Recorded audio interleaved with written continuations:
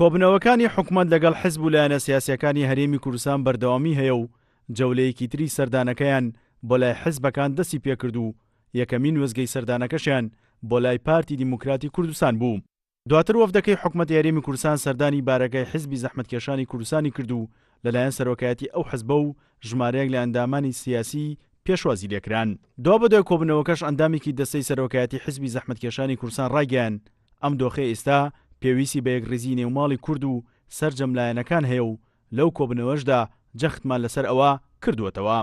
حکوومەتی هەرێمی کوردستان هەوڵ بدا لە چوارچێوەی ئەو سەردانانە زۆرێک لە ئیجماع دروست بکە بۆی ئێمە بتوانین لە داهاتوو وەکو چاوەڕێ دەکرێت وەکو مجتەمەعی دەولیش داوامان لێ دەکات بۆ حیوار و گەڕانەوە بۆ مفاوەزات لەگەڵ بەغدا بۆی بە یەک سیاست ئێمە بچینە بەغا و ئەگەر نەمانتوانی لەو قۆناغەڕێک بکەوین لەسەر ئیتارێکی سیاسی بۆ تەعاملکردن و مزاکرات لەگەڵ بەغدا حزبی زەحمەتکێشانی کوردستان پێی باشە کە انتخاباتی پێشوەختە بکرێت. وەفدەکەی حکومەتی هەرێمی کوردستان دواتر سەردانی حزبی شوعی کوردستانی کرد و لەلایەن سکرتیاری ئەو حزبە و ئەندامانی سەرکردایەتی و مەکتەبی سیاسی ئەو حزبە پێشوازی لێکران. دوا بەدوای کۆبنەوەکەش سکرتیاری حزبی شوعی کوردستان ڕایگەیان پرۆژەیەکی سێخاڵیمان پێشکەش بە وەفدەکەی حکومەت کردووە کە خۆی لە چۆنەتی چارەسەرکردنی کێشە ناوخۆیەکان و کێشەکان لەگەڵ حکومەتی بەغدا و لایەنە نێودەوڵەتەکان دەکاتەوە. سێ بابەتی سەرلەشیمان لەو بۆ گفتوگۆکە پێشکەش کرد هەتا بە نووسراوە پێشکەشی ئەو بەهۆزەمان کرد پێشکەشی جەنابی سەرۆکی حکوومەتمان کرد پەیوەندی بە سێ لایەنی سەرلەشیەوە هەیە لایەنێک پەیوەندی بە وەزعی ناخۆیی کوردستانەوە هەیە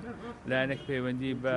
چۆنەتی دانوستان لەگەڵ بەغدا و لایەنێک پەیوەندی بە چۆنەتی مامەڵەکردن لەگەڵ هۆکاری نێودەوڵەتی لەگەڵ وڵاتانی دراوسێ و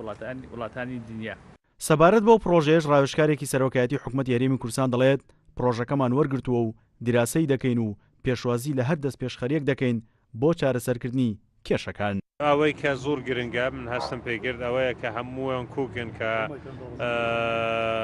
هەرێمی کوردستان بوو دەرچوون لەم قەیرانانە پێویستی بە یەک ڕێزیەکی پتەو هەیە و لەسەر بنەما ئەساسیەکان هەموویان کوکن لەسەر پاراستنی کیۆنی هەرێمی کوردستان کوکن لەسەر داواکردن بە یەک دەنگ داواکردنی مافەکانی گەلی کوردستان لە بودجە و لە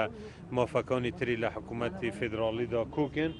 بۆی ئەمانە خاڵی ئومێدبەخش. ئەم سەردانی وەفدی حکومەتی هەرێمی کوردستان دوای ئەوە دێت هەفتەی ڕابردوو سەردانی شاری سلێمانی کرد و لەگەڵ یەکێتی نیشتیمانی کوردستان و بزوتنەوەی گۆڕان و حزبی سوێسال دیموکراتی کوردستان کۆبەوە بەمبەستی بەدەستهێنانی یەکڕیزی نیشتیمانی لە نێوان هەموو لایەنەکاندا. سیروان حوسێن، کورسان نیوز، هەولێر.